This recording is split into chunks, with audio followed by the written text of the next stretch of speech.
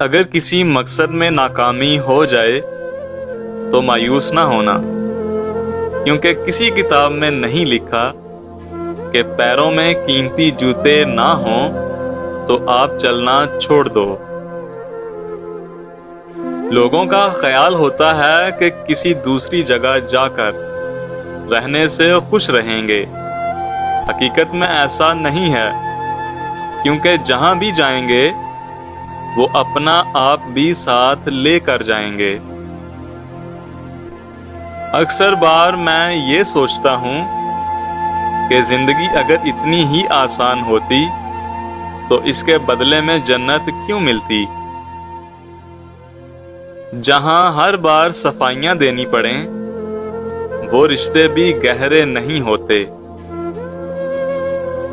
زندگی کو جینا پڑتا ہے، اپنے لیے کم اور دوسروں کے لیے زیادہ۔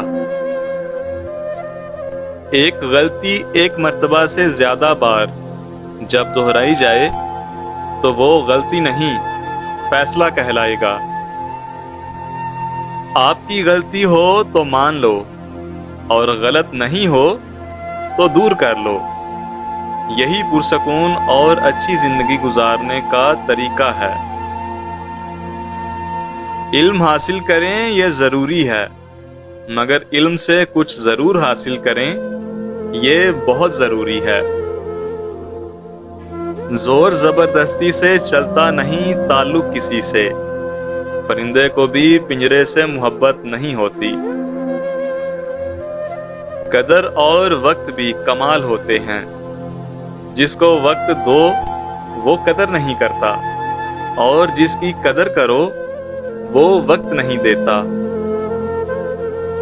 کچھ دوست صرف دوست نہیں ہوتے، بلکہ دل کا سکون ہوتے ہیں۔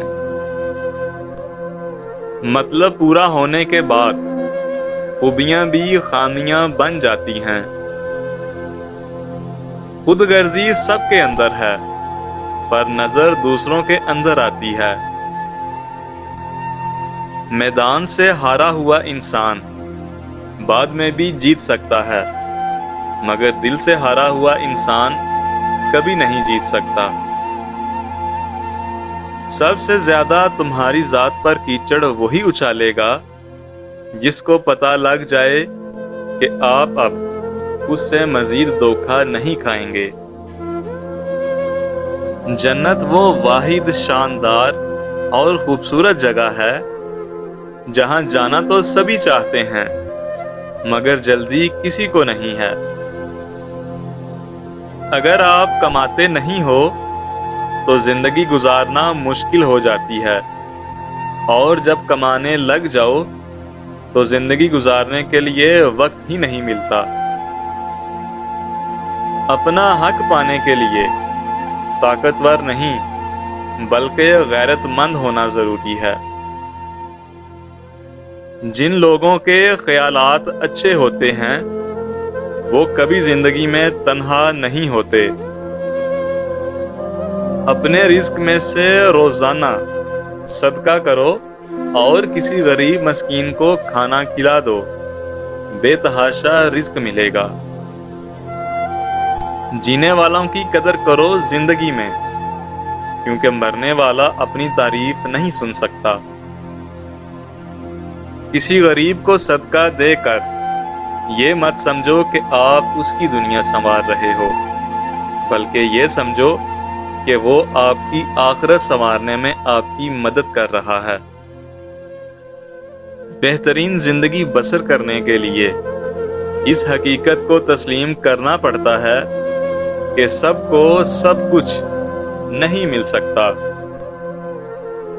کوئی کتنی ہی ناانصافی کر لے، مگر آخر میں انصاف تو مالک کی ذات نے ہی کرنا ہے۔